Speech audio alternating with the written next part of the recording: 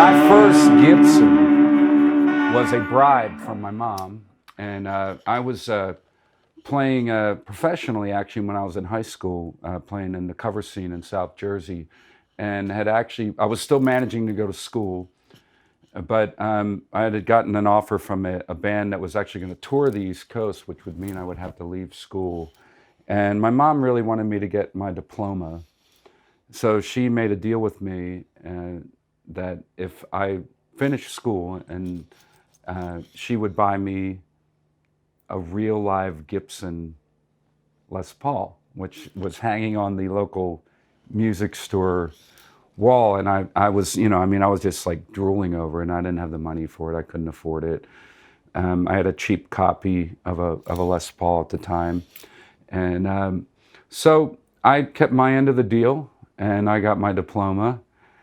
And I think I passed mostly with D's, but I still passed. And she bought me the guitar.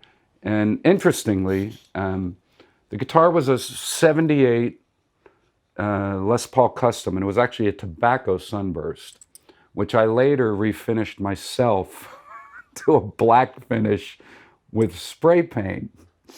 And it didn't look very good, and I eventually had someone do it professionally, and it looked well. So that's the guitar that I was seen with early on, and I used on the early Cinderella records, particularly Night Songs and tours and videos, like it's in the Nobody's Fool video. And yeah, the tone of it was killed. It still sounds great. The guitar sounds amazing.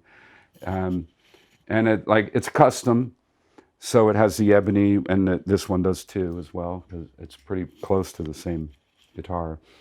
So it's got that extra little bite that the ebony fretboards have. So yeah, it was quite a bit better than the copy that I had. Seeing Jimmy Page with a Gibson, I think, is what made me really want a Gibson.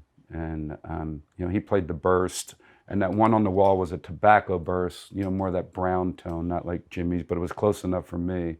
So yeah, I mean, being a 17-year-old kid or whatever I was, it felt like I had joined the club. I had moved up.